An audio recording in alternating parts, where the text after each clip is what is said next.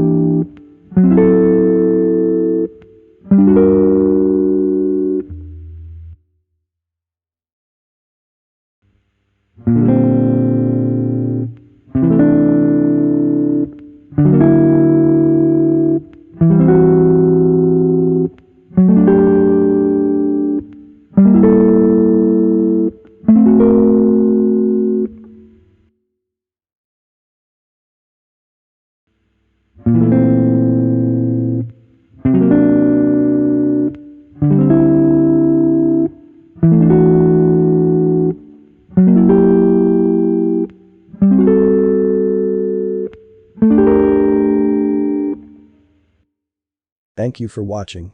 To be continued. Subscribe so you don't miss anything important.